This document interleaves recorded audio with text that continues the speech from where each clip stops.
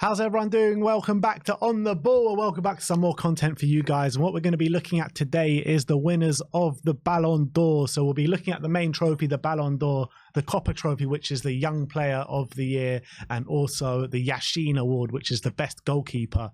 I say of the year, but I'm not really sure like how it's ranked. I think it's very strange the way they do these kind of Ballon d'Ors. I don't know what time frame they go. I'm always a bit confused because I don't know if the beginning of this season is taken into account. Is it just the whole of last season? I don't know, but whatever. And it's also very strange kind of what criteria they go by awarding these trophies. It's just like, from my mind, what it's supposed to be the player who's objectively, no matter what team he's played in, have had the best year. I think it used to be that. And then because Ronaldo and Messi basically became like so clearly better than everyone else, like you couldn't give the trophy to anyone else, and then it became who won the most trophies out of those two. So pretty much whoever won the most trophies would win the award. And now because of that, trophies holds a lot of weight in today's Ballon d'Or now. But that shouldn't have changed the meaning of the reward, because whoever's had the best year should win it. The best player in the, like it should be regardless. Like if you've won the most trophies, like let's say Ronaldo's won a treble and scored 10 goals in the season, and Messi's scored 50 goals and not won anything, it probably would have gone to Ronaldo. Yeah, I agree. I think trophies shouldn't it should have a bit of bearing, but it shouldn't be the deciding factor. It shouldn't be the be all and end all. Yeah, which seems to be with the cases now. Let's start off with the Young Player of the Year. Jude Bellingham won it, which I think is very much worthy choice. Who are the top five? So top 10, you got Eli Wahi at number 10, Rasmus Højlund at 9, Antonio Silva at 8, and Alejo Balde at 7, Javi Simons at 6, Gavi at 5, Camavinga 4, Pedri 3, Musiala 2, and Bellingham at 1.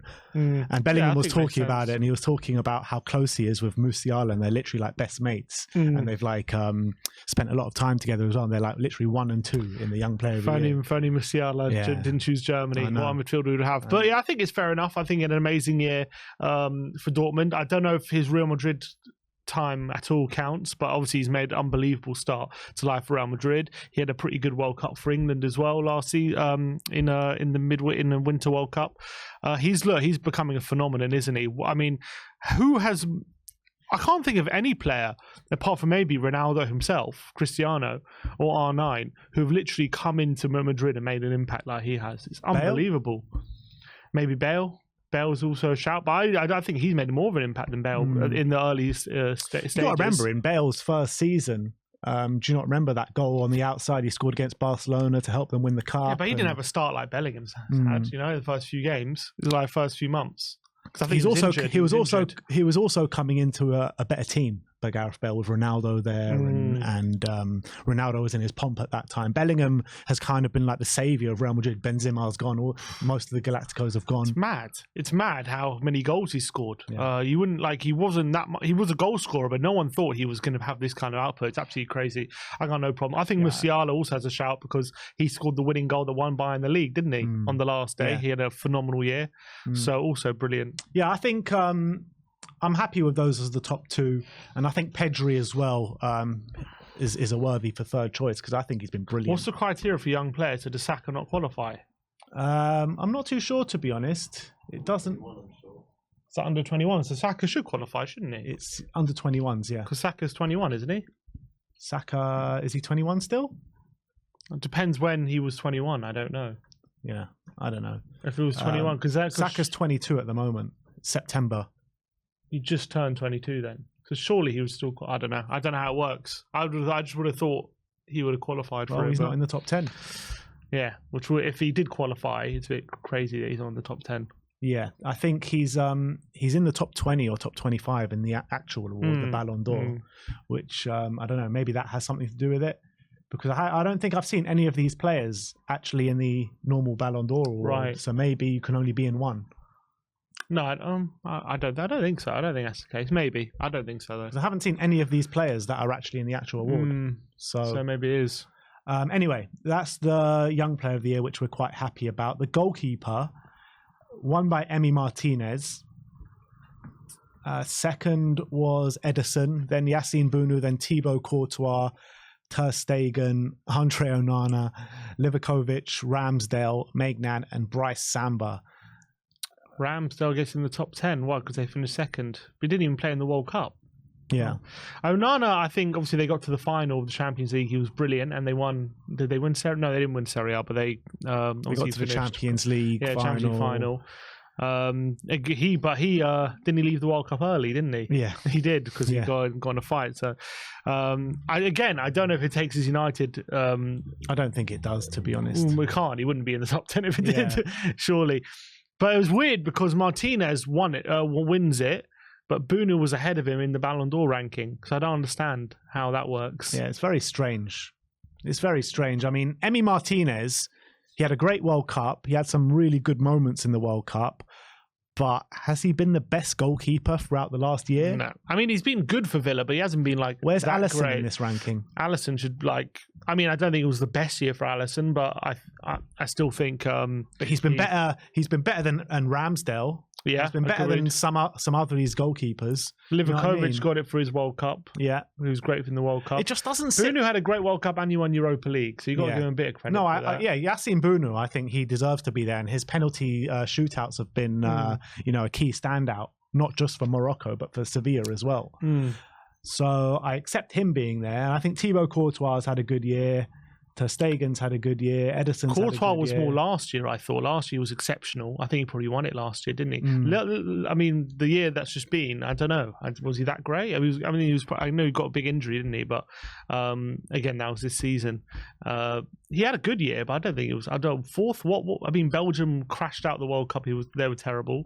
Like Madrid didn't have a great year. Surely Mike Maignan should be higher. But I think he's had a brilliant year. He's been probably the best goalkeeper in Serie A last season. Got to the Champions League semi-finals. Who was the French goalkeeper at the World Cup? It was Lloris. Oh. Lloris should be in the top 5, huh? Don't think so. Look, I don't think Martinez has been the best. I think Ederson should have won it before him. I think Bunu should have won it before him. Ter Stegen has a shout. I think even Onana has a shout potentially ahead of him because of what he did. But I think it's because of that save. Yeah, probably. It's literally down to that one save. It's because it's such an iconic moment. I think people are just like, because it's in the front of everyone's mind, that iconic moment. To be fair, he made a couple of really big saves in that final. Yeah, I'm not saying he didn't have a good final or a good tournament. He did have a good tournament, but has he been the best goalkeeper of the year? Like, is he that good? I just think because he's had some massive moments, everyone remembers them, and I don't think actually I think it overshadows not that he's had a bad year, but I think it gives him more credit than maybe he deserves for the year he's had. All right, well, we're not too happy about the goalkeeper award. We're happy about the young player award, but let's see if we're happy with the main award, the Ballon d'Or. Obviously, Lionel Messi won it, taking his country all the way to the champions of the World Cup final. It was an unbelievable individual performance from Leo Messi at the World Cup. It really was.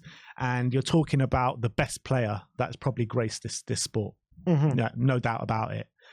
Second was Erling Haaland. Third was Kylian Mbappe. Then De Bruyne. Then Rodri. Then Vinicius Jr., Julian Alvarez, Victor Osimhen, Bernardo Silva, Luka Modric. That's the top 10. I don't think Messi should have won it. I think should he have won the Ballon d'Or?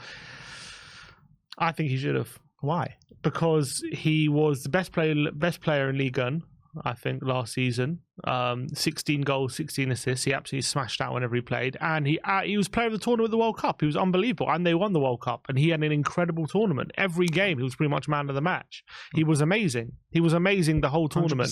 100%. But he's not...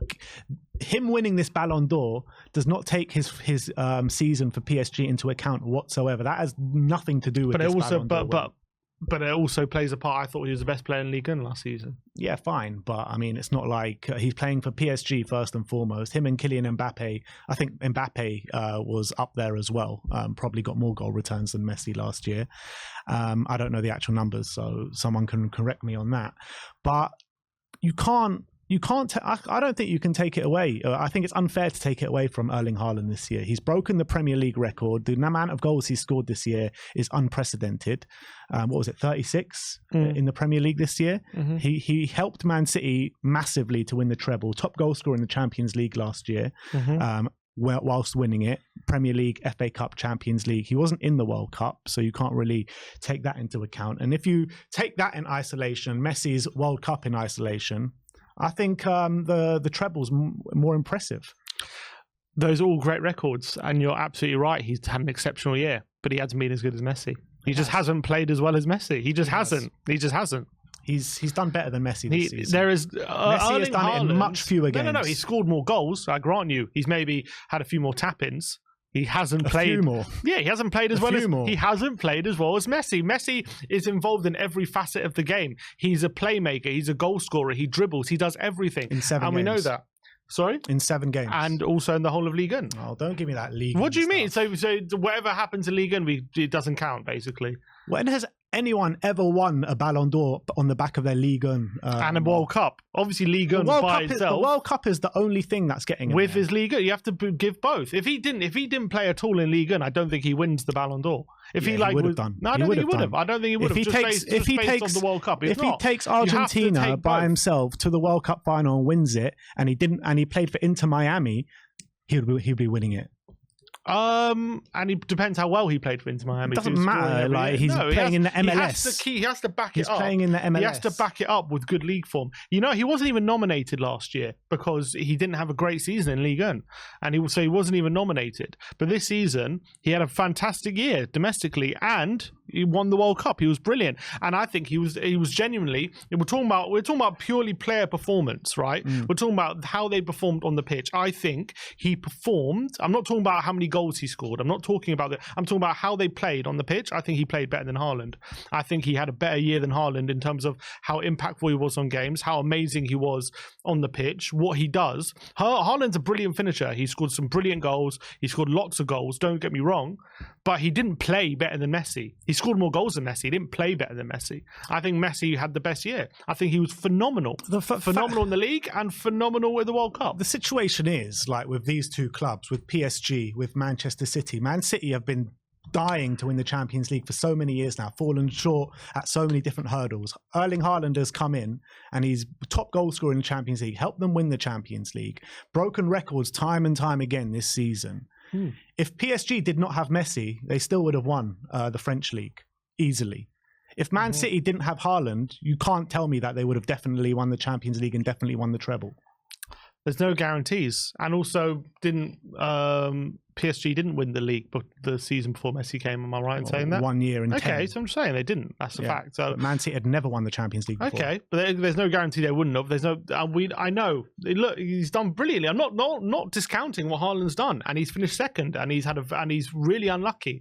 He's just come in to the fact that Messi has been an incredible World Cup year and had an incredible domestic year. It's not taking the domestic into account. I really don't think they have to. They have to. I think it's basically this award. This award has been given because the story is unbelievable. The Messi story is unbelievable. I think that's a massive factor. I think that's what it comes down to is an amazing story behind this World Cup win. You can't just forget what he's done in the Ligue 1. I think you can't just discount that because you see it as an easier league. The fact of the matter is he had a phenomenal year domestically, and that plays a part. So you add that on top of the World Cup. I think for me, he's had an amazing year, and I think he deserves it. I think the World Cup obviously holds a low weight. You got to remember, right, how much weight the World Cup holds. In 2002, Ronaldo, the R9, he pretty much missed the whole year, right? But he had an amazing World Cup and he won the Ballon d'Or based off that. Maybe he shouldn't have. And maybe he shouldn't have. I'm saying historically, there's the World Cup has held a lot of weight when it comes to this tournament. So over this competition, sorry. So this award, I should say. So I'm not surprised that the World Cup is holding a lot of weight when it comes to this decision. Like even for me, number 7, Julian Alvarez, he hardly got a kick for Man City in the league last season. And he's had a good World Cup, not an amazing World Cup. He scored a goal in the final or the semi-final. I can't remember off the top of my head. But how's he in the top 10? I don't understand all this. Like, he hardly played. He wasn't even a starter for Man City. I think he had a pretty good year for City, didn't he? Yeah, but not Ballon d'Or in the top 10 worthy. No, and yeah, maybe not. I mean, I can't remember his numbers last season. I'm pretty sure he had a pretty good year for City, though. Maybe not, but nowhere nowhere top near 10. what it's like this season. And he had a fantastic World Cup. He had both. I think it's more the way that they're deciding the criteria of winning this award, and it just doesn't feel like maybe on this time, like they should have given Erling Haaland the Ballon d'Or, and they should have created a separate award just for Messi because of the unbelievable achievement that he's done. But I think he's been the best player in the year. I think he has. I genuinely think he has. I know in the Champions League, he did. I can't remember where they got. I think they got to the last 16, didn't they? Didn't do particularly. I think he scored quite a few in the group stage, but didn't particularly do well in the knockout. But in domestically and in the World Cup, I think he's been the best player in both of those. Why are Premier League players like so discredited in the Ballon d'Or? Why that hardly ever, like the last Premier League player to win the Ballon d'Or is Cristiano Ronaldo for Manchester United. The Premier League is considered as the best league in the world by far, right? Why are there rarely any Premier League winners of this tournament? It's a good question. I think Henry was robbed of it back in 2003. He should have definitely. I think Salah probably should have won it. Salah at one point. Salah. Harry Kane has always been disrespected in this tournament. Always never gets in like the top 20. Yeah, he should be. Again, it's probably because Tottenham aren't in the conversations for the big trophies, but I agree. He got 19th this year, Harry Kane. Yeah, he should have got higher. I think he should have been higher, probably. But I mean, who should always disrespected? But who should have won it? I'm just trying to think who should have won it, who hasn't won it. Like when Liverpool won the Champions League, didn't Salah score like 30 goals that season or something? When Liverpool won the Champions League, when they beat Spurs in the final, I think Salah had a good year. I don't think it was a 30-goal year. Okay. I think it was like probably got 20 goals, 22. I think it was joint Golden Boot with Mane. Oh, was that year? Yeah, I think it was that year. Like, I don't think it was bad, but again, who won the Ballon d'Or that year? I think it was Modric. Was it Modric? No, Modric won it the year before. Yeah, that was the year before. So it would have been Messi or Ronaldo. Maybe it was Messi. I think it would have been Messi. I can never disagree when Messi wins it. I just can't, because I do think I think he does so much unbelievable work. You can think Messi is the greatest of all time and not agree with everything that comes his way. I agree with that, but I just agree that he's always been the best player. Like always, like he's always the best player when he's playing. Like he barely ever like plays badly. He does so much work, which also goes unseen as well. I just think he's that good, and I think he's been that good this year. I really believe that. I think he's been very impactful in every game he's played. I just think he's had an amazing year. I just can't agree with that. I mean, I agree with some things that you're saying, and I think he has had a great year. But I don't think he's had as good a year as Erling Haaland. I agree he hasn't scored as many goals. I think he's played better, though. You can't just like say, he hasn't had as good a year. He's broken records time and time again. How many great players has there been in the Premier League since the inception of the Premier League? You're talking about some of the best players to ever grace this game. And Erling Haaland has just come in and smashed all those records, just like it was nothing. Yeah, and he's a phenomenal goal scorer. Doesn't mean he's played better. I'm talking about playing better as a footballer. I don't think he has. I think Messi has. Look, yeah, fine, but being a great goal scorer is not exactly something just to be sniffed at, is it? It's not, and he deserves second place. I think he deserves first place. He deserves second. It's not to be sniffed at. It's a phenomenal achievement. But if Haaland can't do the things Messi can do, he just can't. Yeah, and I guess he can't. That's totally right. But it doesn't mean that Haaland hasn't had a better year than Messi. I don't think he has. All right, well, that's where it's going to come to an end. With me and Sim, we're not budging on either of our opinions. Let us know your opinions in the comment section below. Was it right for Messi to win the Ballon d'Or, or do you think Erling Haaland should have scooped the prize? But let us know. Thank you, everyone, for watching today, and we'll see you next time.